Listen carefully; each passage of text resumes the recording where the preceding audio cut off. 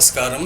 Welcome to our channel kitchen creations. ఈరోజు కోడిగుడ్డు పొరుటు చేయి విధానం నేను మీకు ఈ వీడియోలో చూపిస్తాను.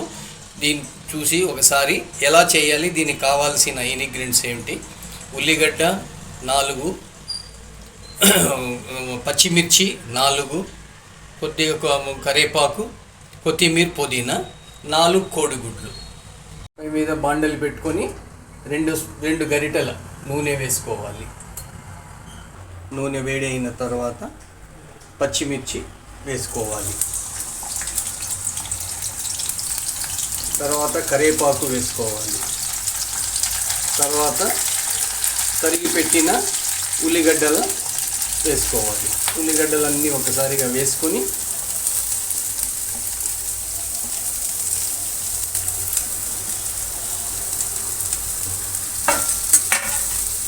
ఇలా సిమ్లో దూరగా అయ్యే వరకు సిమ్లో ఇలా వేయించుకుంటూ ఉండాలి.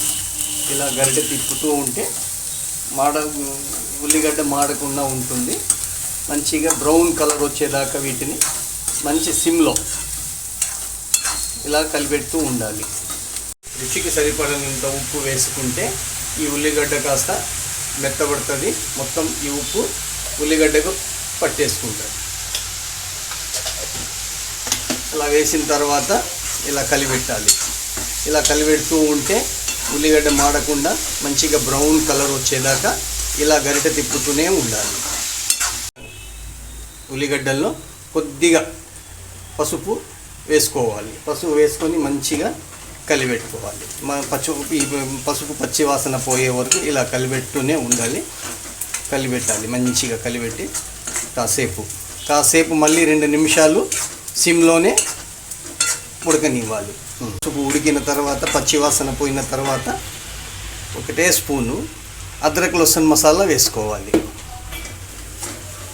ఇలా వేసుకొని మంచిగా ఇలా తిరగొట్టు ఇలా కలిపేస్తూ ఉంటే అద్రక్ లహసన్ పచ్చివాసన పోయిన దాకా ఇలా తిప్పాలి. తిప్పి 1 నిమిషం మళ్ళీ సిమ్లోనే పెట్టుకోవాలి.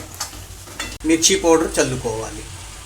ఎక్కువ కారం ఉంటే పొరుటు బాగుండదు. కొద్దిగా కారం తక్కువే వేసుకోవాలి. వేసుకొని ఇలా తిప్పుకుంటూ ఉండాలి. ఈ కారపు వాసన పోయే వరకు ఇలా తిప్పుకొని కాసేపు అలాగే వదిలిపెట్టేయాలి. కొద్దిగా ఎక్కువ వద్దు, ఎక్కువ వద్దు. ఇలా వేసి దీన్ని కూడా మంచిగా ఇలాగే కలుపుతూ ఉండాలి. ఈ పచ్చి వాసన పోయే వరకు మంచిగా ఫ్రై అయ్యేదాకా ఇలా చేసి 1 నిమిషం ఇలా వదిలేయాలి. బాండలిలో కొత్తిమీర ఇలా చల్లుకోవాలి. ఇలా చల్లుకున్న తర్వాత దీన్ని కూడా ఇలాగే మనం ఇలాగే తిప్పుతూ ఉంటే ఈ పచ్చి వాసన కూడా పోయేసి మనకి ఈ మసాలా మంచిగా రుచిగా తయారవుతుంది.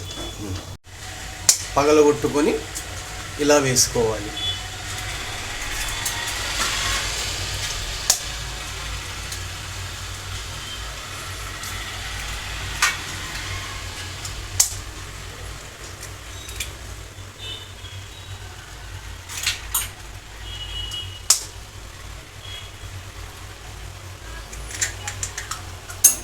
వేసుకొని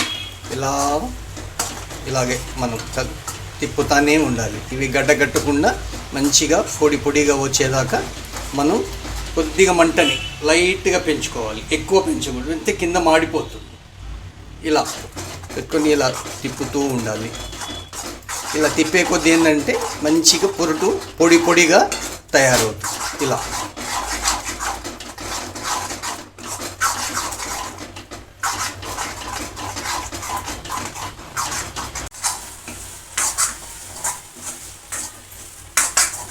తర్వాత గార్నిష్ పైనుంచి కొద్దిగా కొత్తిమీర చల్లుకొని కాసేపు సిమ్లో ఎక్కువ మంట పెట్టకూడదు.